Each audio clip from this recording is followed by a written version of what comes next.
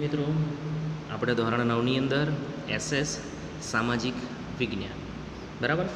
આગળ આપણે ભારતના વિસ્તાર અને પ્રમાણ સમય રેખા વિશે ચર્ચા કરી હતી. ભારતનો જે કુલ વિસ્તાર હતો 32.8 લાખ ચોરસ કિલોમીટર, ઉત્તર દક્ષિણ પૂર્વ પશ્ચિમની લંબાઈ વિશે પણ આપણે માહિતી મેળવી હતી. અને એવું પણ જોયું હતું કે વિશ્વમાં ક્ષેત્રફળની દ્રષ્ટિએ ભારતનું 7મું સ્થાન છે. એવી માહિતી આપણે આગળ મેળવી ચૂક્યા છે. અને ભારતનું સ્થાન ક્યાં આવેલું છે એ પણ આપણે જોયું છે. ઉત્તર દક્ષિણ એટલે કે ઉત્તર દક્ષિણ અથવા તો પૂર્વ પશ્ચિમની લંબાઈ કેટલી છે એ પણ આપણે જોઈ લીધું. આજે આપણે ચર્ચા કરીશું ભારતનું વ્યૂહાત્મક સ્થાન એટલે ધંધા રોજગારની દ્રષ્ટિએ, આર્થિક દ્રષ્ટિએ ભારતનું સ્થાન કેવું છે એના વિશેની આપણે માહિતી મેળવવાની છે. વિદ્યાર્થી મિત્રો, તમે જોઈ શકો છો આ નકશાને. પહેલાં આપણે નકશાને સમજીએ, પછી આગળ ચર્ચા કરીએ. હવે પહેલાં નકશાની અંદર જે ડાર્ક લાઇન જે તમને કહ્યું છે એ વાયુ માર્ગ કહેવાય, એટલે વિમાન દ્વારા તમે આવી જઈ શકો. અને જે તૂટક લાઇન છે એ સમુદ્ર માર્ગ કહેવાય છે. આમ તો એશિયા ખંડની છેડે બરાબર, આ ચીન આખું ગણાય છે એશિયા ખંડ. એના નીચેના ભાગમાં ભારત છે. આપણે એવું આગળ જોયું હતું. હવે ભારત આવવાના જે જળમાર્ગો છે તમે જોઈ શકો છો કે તૂટક રેખાઓ છે દરેક દેશમાંથી. અહીં સુએજ નહેર થવાથી બરાબર આ બધા દેશો છે અહીંથી અહીં સુધી ભારત માટે વેપાર કરવા આવી શકે છે. આપણે જાણીએ છીએ બરાબર, ચેપ્ટર નંબર 1માં આપણે જોયું હતું કે અંગ્રેજો મતલબ કે યુરોપિયન પ્રજા એ ભારતમાં ધંધો વેપાર કરવા માટે આવી હતી અને પોતે 200 વર્ષ 150 વર્ષ ભારતની અંદર રાજ કરીને ગઈ છે. એટલે એક ધંધા વેપારને અર્થે આવેલા, મરી મસાલા તેજાના કાપડ માટે ભારત આવેલા બરાબર. તો તમે જુઓ કે આ સુએજ નહેર છે બરાબર. સુએજ નહેર ખોલવાથી ભારતના ધંધા રોજગારમાં વધારો થયો. અહીં મુંબઈ આપણું કેન્દ્ર ગણાય, આ દિલ્હી છે. આ ડાર્ક લાઈનો જે છે એ હવાઈ માર્ગો છે. ઓસ્ટ્રેલિયા જવું હોય તો પણ તમારે ભારત થઈને જ પસાર થવું પડતું હોય છે. એવી જ રીતે તમારે તુર્કિસ્તાન કે તુર્કી, સિરિયા, સાયપ્રસ કોઈ પણ જગ્યાએ જવું હોય તો ભારત થઈને તમે જઈ શકો છો.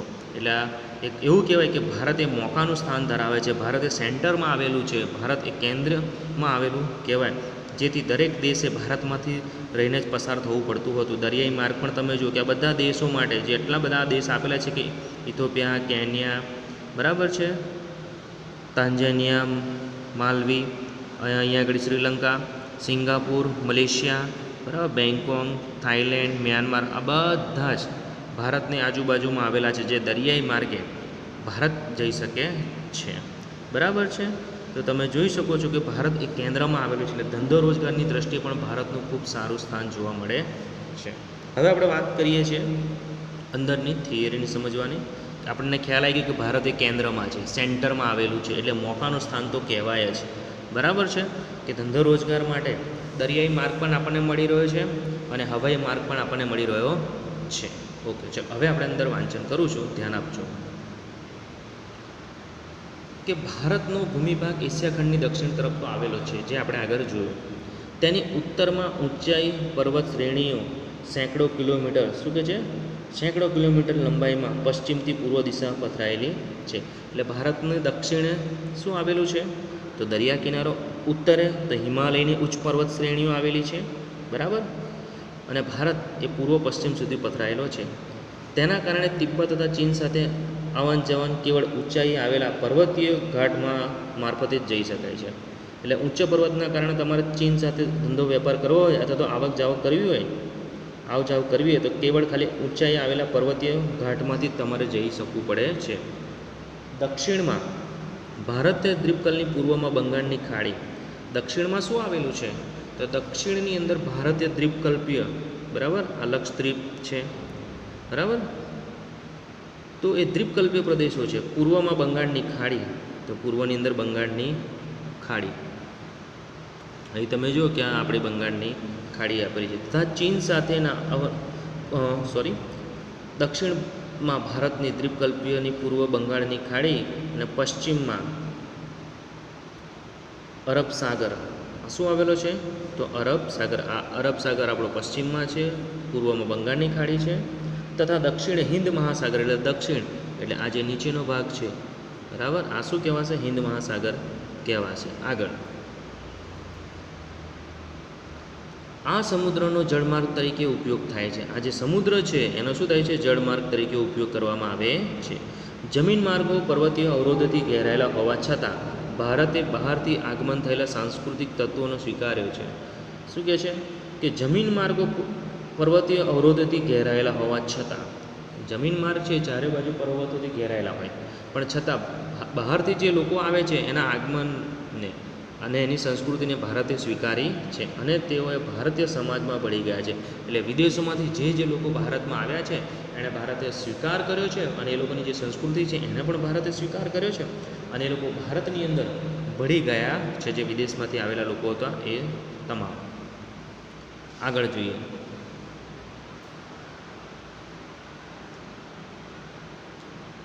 ઓકે, ચાલો.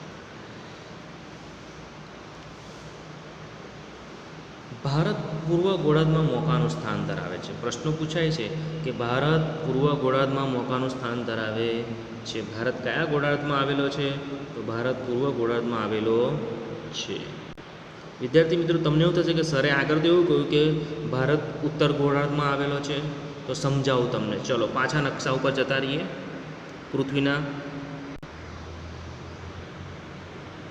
ચલો તમે જુઓ કે પહેલું આપણે અહીંયા આગળ હું લખું છું ઉત્તર, અહીંયા લખું છું દક્ષિણ, બરાબર, અહીંયા લખું છું પૂર્વ અને અહીંયા લખું છું પશ્ચિમ. પહેલું બે ભાગ જ્યારે પડે છે એટલે ઉપરનો ભાગ થઈ ગયો, ઉત્તર થઈ ગયો. હવે આમ ગણવાનું તમારે, આ દિશામાં છે, એનો મતલબ કે ભારત એ કઈ દિશામાં ગણાશે? તો પૂર્વ, ઉત્તર પૂર્વ ગોળાર્ધ ગણાશે.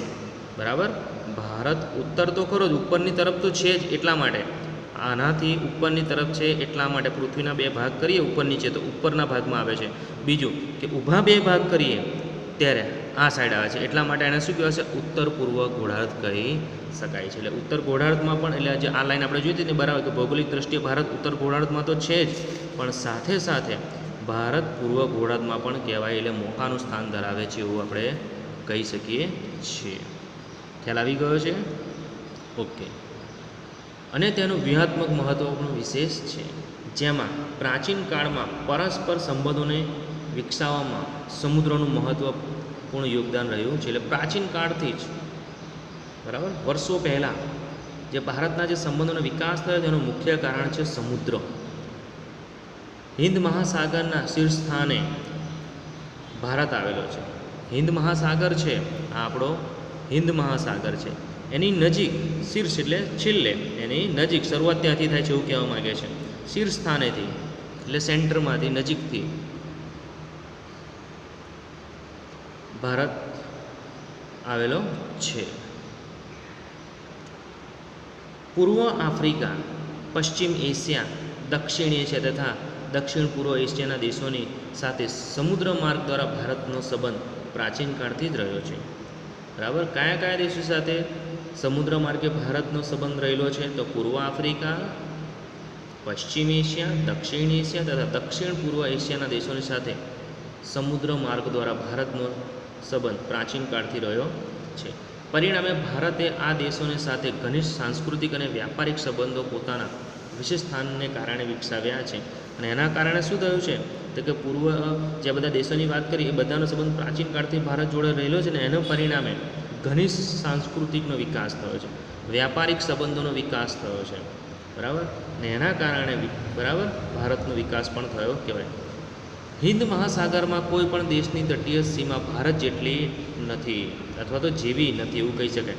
કે હિન્દ મહાસાગરની અંદર ભારત જેટલી મોટી તટીય એટલે કિનારો, બરાબર, ભારત મહાસાગરના કોઈ પણ દેશની તટીય સીમા ભારત જેવી તો નથી. એટલે સારું કહેવાય આપણા માટે. ભારતના મહત્ત્વના સ્થાનને કારણે એક મહાસાગરનું નામ એટલે કે હિન્દ મહાસાગર તેના નામ પરથી જ રાખવામાં આવ્યું છે, અથવા તો રાખવામાં આવ્યું હતું એવું કહી શકાય. કે ભાઈ કેમ એનું નામ રાખવામાં આવ્યું? તો કે ભાઈ એ ભારતની નજીક આવેલો છે અને ભારત જોડે જ એ દરિયા કિનારો વધારે ગણાય છે, એટલા માટે એનું નામ રાખવામાં આવ્યું હિન્દ મહાસાગર. પછી વાત કરીએ કે આંતરરાષ્ટ્રીય જળમાર્ગો પર ભારતનું સ્થાન પણ મહત્ત્વ છે. આંતરરાષ્ટ્રીય જે જળમાર્ગો આપણે કહેવાય, જે હું તમને અહીંયા ફરી નકશામાં બતાવું છું, અને આંતરરાષ્ટ્રીય જળમાર્ગો કહી શકાય. આ સુએઝ નહેર છે, બરાબર, આ તમે જોઈ શકો આંતરરાષ્ટ્રીય જે ડોટ ડોટ વાળી લાઈનો છે બધી જળમાર્ગ છે, પણ આંતરરાષ્ટ્રીય જળમાર્ગ એને કહેવામાં આવે છે. એટલે એની અંદર પણ ભારતનું સ્થાન ઘણું બધું મોકાનું ગણાય. ઈસવીસન 1869માં સુએઝ નહેર શરૂ થવાથી ભારત અને યુરોપ વચ્ચેનું અંતર આશરે 7,000 કિલોમીટર, કેટલું 7,000 કિલોમીટર ઘટી ગયું છે. પૂર્વ તથા દક્ષિણ પૂર્વ એશિયા અને ઓસ્ટ્રેલિયાથી આફ્રિકા તથા યુરોપને સાંકળતા જળમાર્ગને હિન્દ મહાસાગર થઈને જ જાય છે. શું કહે છે? હિન્દ મહાસાગર થઈને જવું પડે અને દક્ષિણ આફ્રિકા થઈને આવતા જળમાર્ગ તથા સુએઝ જળમાર્ગ ભારત પાસેથી પસાર થાય છે. એ જ માર્ગ દ્વારા ઇન્ડોનેશિયા, મલક્કા સમુદ્ર ધુનીને થઈને પેસિફિક મહાસાગર પસાર કરીને કેનેડા તથા યુએસએ પહોંચી શકાય છે. ખ્યાલ આવે છે તમને વિદ્યાર્થી કે ભાઈ સુએઝ નહેર થવાથી 7,000 કિલોમીટરનું અંતર યુરોપથી ઘટી ગયું, નહીંતર આખું ફરીને આવવું પડતું હતું. એટલે દક્ષિણ પૂર્વ એશિયા અને ઓસ્ટ્રેલિયાથી આફ્રિકા તથા યુરોપના જે સાંકળતા જળમાર્ગો છે એ હિન્દ મહાસાગર થઈને તમારે જવું પડે છે. અને દક્ષિણ આફ્રિકા થઈને આવતો જળમાર્ગ તથા સુએઝ જળમાર્ગ ભારત પાસેથી પસાર થાય છે. એ જ માર્ગ દ્વારા ઇન્ડોનેશિયાની મલક્કા, બરાબર, પછી સમુદ્ર ધુની થઈને પેસિફિક મહાસાગર પસાર કરીને કેનેડા તથા યુએસએ પહોંચી શકાય છે. ભારતનો સંપર્ક વિશ્વના અનેક દેશો સાથે સદીઓથી છે. વર્ષોથી ભારત દેશનો સંબંધ જે છે એ અલગ અલગ દેશો સાથે વર્ષોથી રહેલો છે. વસ્તુઓ અને વિચારોનું આદાન પ્રદાન પ્રાચીન કાળથી થઈ રહ્યું છે. આપણે વસ્તુઓ જે બનાવીએ છીએ એની આદાન પ્રદાન અને જે આપણા વિચારો છે એનું પણ આદાન પ્રદાન ભારતની અંદર પ્રાચીન એટલે કે વર્ષોથી થઈ રહ્યું છે. આ જ પ્રમાણે ઉપનિષદોના વિચારો, રામાયણ તથા પંચતંત્રની વાર્તાઓ, ચિકિત્સા પદ્ધતિ, ભારતીય અંગ અને દશાંશ પદ્ધતિ વગેરે વિશ્વના વિભિન્ન ભાગો સુધી પહોંચી શક્યા છે. અને આના જ કારણે આપણા ઉપનિષદોના જે વિચારો છે, રામાયણ છે, પંચતંત્રની જે વાર્તાઓ છે, ચિકિત્સા પદ્ધતિઓ છે જે ભારતની, એમ ભારતની જે અંક અને દશાંશ પદ્ધતિની જે શોધ કરવામાં આવી હતી એ વગેરે નવું સંશોધન જે કંઈ થયું એ વિશ્વના વિભિન્ન વિભાગો સુધી પહોંચી શક્યું છે. એનું કારણ શું છે? દરિયાઈ માર્ગ, બરાબર, ભારતનું મોકાનું સ્થાન, કેન્દ્રમાં આવેલું ભારતનું આ સ્થાન છે વિશ્વની અંદર, એટલા માટે. હવે તમે જોઈ શકો છો, બરાબર છે, કે ભાઈ ઓસ્ટ્રેલિયાથી તમારે યુરોપ જવું હોય તો કેટલું ફરવું પડે? તો અહીંથી આટલું ફરીને તમે, બરાબર, અહીંથી આટલું ફરીને તમે યુરોપ જઈ શકો છો. પણ સુએઝ નહેર આ છે, સુએઝ નહેર, બરાબર, એટલે કે ઓસ્ટ્રેલિયાથી તમારે યુરોપ જવું હોય તો હિન્દ મહાસાગર એટલે ભારતની જોડે રહીને પસાર થઈને આ સુએઝ નહેરના રસ્તે તમે યુરોપ જઈ શકો છો. એટલે એ નજીક પડતું હતું. એટલે 7,000 જેટલું કિલોમીટર આ ભારત, તમારે યુરોપથી ભારત જવું હોય, બરાબર, તો વિમાન માર્ગે તો તમે સરળતાથી પહોંચો, પણ સ્ટીમર મારફતે જો વાત કરીએ તો અહીંથી થઈને સુએઝ નહેર થઈને તમે અહીં યુરોપ જઈ શકો છો, બરાબર છે. એવી રીતે દક્ષિણ અમેરિકા, એટલાન્ટિકા, એને પણ તમે અહીં રહીને આવી શકો છો. ઉત્તર પેસિફિકમાં પણ તમારે જવું હોય તો આ રીતે તમે જઈ શકો છો. તો આ છે કેન્દ્રમાં ભારતનું સ્થાન, એટલે મોકાનું સ્થાન ગણાય છે, જેના કારણે ભારતના ધંધા રોજગાર, ભારતની સંસ્કૃતિનો વિકાસ થયો છે.